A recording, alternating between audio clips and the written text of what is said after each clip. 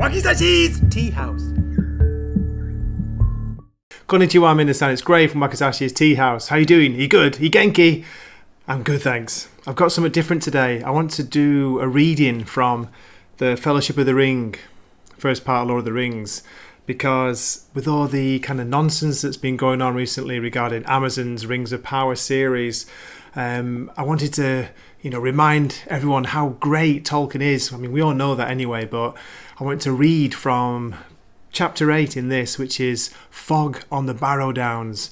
It's the part after Frodo, Sam, Pippin and Merry have left Tom Bombadil's house and they're making their way north. They get separated and kind of lost on the foggy Barrow-Downs, if you remember that.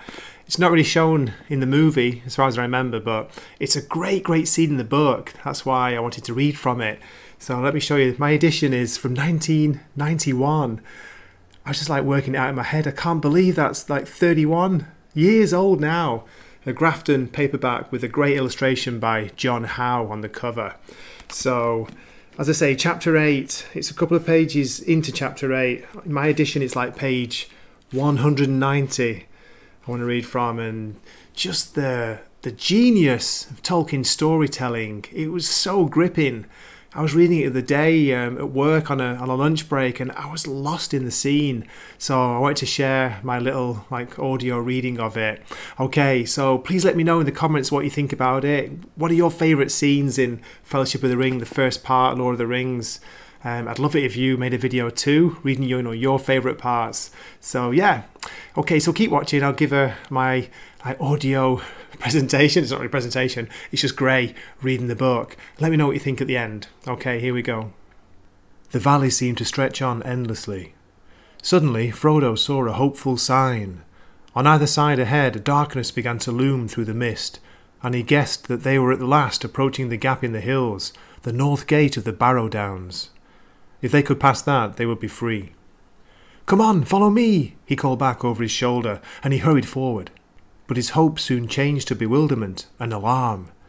The dark patches grew darker, but they shrank, and suddenly he saw, towering ominous before him and leaning slightly towards one another like the pillars of a headless door, two huge standing stones. He could not remember having seen any sign of these in the valley when he looked out from the hill in the morning. He had passed between them almost before he was aware, and even as he did so, darkness seemed to fall all around him. His pony reared and snorted, and he fell off. When he looked back, he found that he was alone. The others had not followed him. "Sam," he called, "Pippin, Merry, come along, why don't you keep up?" There was no answer. Fear took him, and he ran back past the stones, shouting wildly, "Sam! Sam! Merry! Pippin!" The pony bolted into the mist and vanished. From some way off, or so it seemed, he thought he heard a cry. "Hoy! Frodo! Hoy!" It was away, eastward, on his left as he stood under the great stones, staring and straining into the gloom. He plunged off in the direction of the call, and found himself going steeply uphill. As he struggled on, he called again, and kept on calling more and more frantically, but he heard no answer for some time. And then it seemed faint and far ahead and high above him. "Frodo! Hoy!"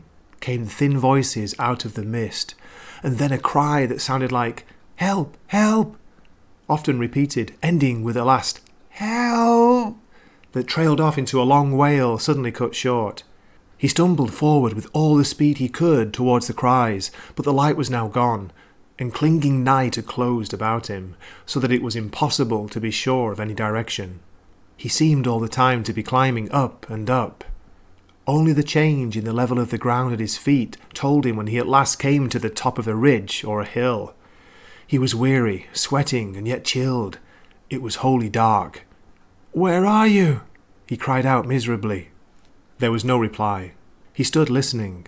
He was suddenly aware that it was getting very cold, and that up here a wind was beginning to blow, an icy wind. A change was coming in the weather. The mist was flowing past him now in shreds and tatters. His breath was smoking, and the darkness was less near and thick. He looked up and saw with surprise that faint stars were appearing overhead amid the strands of hurrying cloud and fog. The wind began to hiss over the grass. He imagined suddenly that he caught a muffled cry, and he made towards it. And even as he went forward, the mist was rolled up and thrust aside, and the starry sky was unveiled. A glance showed him that he was now facing southwards, and was on a round hilltop, which he must have climbed from the north. Out of the east the biting wind was blowing. To his right there loomed against the westward stars a dark black shape. A great barrow stood there. "Where are you?" he cried again, both angry and afraid. "Here," said a voice, deep and cold, that seemed to come out of the ground. "I am waiting for you." "No," said Frodo, but he did not run away. His knees gave, and he fell on the ground. Nothing happened, and there was no sound. Trembling, he looked up in time to see a tall, dark figure like a shadow against the stars. It leaned over him. He thought there were two eyes, very cold though lit with a pale light that seemed to come from some remote distance. Then a grip, stronger and colder than iron, seized him. The icy touch froze his bones, and he remembered no more. When he came to himself again, for a moment he could recall nothing except a sense of dread. Then, suddenly, he knew that he was imprisoned, caught hopelessly. He was in a barrow. A Barrow Wight had taken him, and he was probably already under the dreadful spells of the Barrow Wights, about which whispered tales spoke. He dared not move, but lay as he found himself, flat on his back upon a cold stone, with his hands on his breast. But though his fear was so great that it seemed to be part of the very darkness that was round him, he found himself as he lay thinking about Bilbo Baggins and his stories, of their jogging along together in the lanes of the Shire and talking about roads and adventures. There is a seed of courage hidden, often deeply it's true, in the heart of the fattest and most timid hobbit, waiting for some final and desperate danger to make it grow. Frodo was neither very fat nor very timid. Indeed, though he did not know it, Bilbo and Gandalf had thought him the best hobbit in the Shire. He thought he had come to the end of his adventure, and a terrible end, but the thought hardened him. He found himself stiffening, as if for a final spring. He no longer felt limp like a helpless prey. As he lay there, thinking and getting a hold of himself, he noticed all at once that the darkness was slowly giving way. A pale greenish light was growing around him. It did not at first show him what kind of a place he was in, for the light seemed to be coming out of himself and from the floor beside him, and had not yet reached the roof or wall. He turned, and there in the cold glow he saw lying beside him Sam, Pippin and Merry. They were on their backs, and their faces looked deathly pale, and they were clad in white. About them lay many treasures, of gold maybe, though in that light they looked cold and unlovely. On their heads were circlets, gold chains were about their waists, and on their fingers were many rings. Swords lay by their sides, and shields were at their feet. But across their three necks lay one long naked sword. Suddenly a song began, a cold murmur rising and falling. The voice seemed far away and immeasurably dreary, sometimes high in the air and thin, sometimes like a low moan from the ground.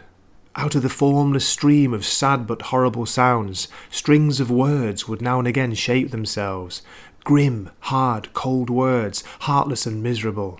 The night was railing against the morning of which it was bereaved, and the cold was cursing the warmth for which it hungered. Frodo was chilled to the marrow. After a while, the song became clearer, and with dread in his heart he perceived that it had changed into an incantation. Cold be hand and heart and bone, and cold be sleep under stone. Never more to wake on stony bed, never till the sun fails and the moon is dead. In the black wind the stars shall die, and still on gold here let them lie, till the dark Lord lifts his hand over dead sea and withered land. He heard behind his head a creaking and scraping sound. Raising himself on one arm, he looked, and saw now in the pale light that they were in a kind of passage, which behind them turned a corner. Round the corner a long arm was groping, walking on its fingers towards Sam, who was lying nearest, and towards the hilt of the sword that lay upon him. At first Frodo felt as if he had indeed been turned into stone by the incantation. Then a wild thought of escape came to him. He wondered if he put on the ring whether the Barrow Wight would miss him, and he might find some way out. He thought of himself running free over the grass, grieving for Merry and Sam and Pippin, but free and alive himself. Gandalf would admit that there had been nothing else he could do. But the courage that had been awakened in him was now too strong. He could not leave his friends so easily. He wavered, groping in his pocket, and then fought with himself again. And as he did so, the arm crept nearer. Suddenly, resolve hardened in him, and he seized a short sword that lay beside him, and kneeling, he stooped low over the bodies of his companions. With what strength he had, he hewed at the crawling arm near the wrist, and the hand broke off, but at the same moment the sword splintered up to the hilt. There was a shriek, and the light vanished. In the dark there was a snarling noise. Frodo fell forward over Merry, and Merry's face felt cold. All at once, back into his mind, from which it had disappeared with the first coming of the fog, came the memory of the house down under the hill, and of Tom singing. He remembered the rhyme that Tom had taught them. In a small, desperate voice he began, "Ho, Tom Bombadil," and with that name his voice seemed to grow strong. It had a full and lively sound, and the dark chamber echoed as if to drum and trumpet. Wow, what did you think about that? What a scene. Did it pull you in like it got me? I tell you, I was really drawn in when I was reading it, and it just reminded me what a great storyteller, what a great writer J.R.R. Tolkien was. So, yeah, thanks so much for watching. I really appreciate it. As I say, please leave a comment, and if you feel like liking, that would be awesome. Hope to see you in a future video. This is Gray from Wakazashi's Tea House signing off for the day. Matane. Wakizashi's Tea House. Please subscribe.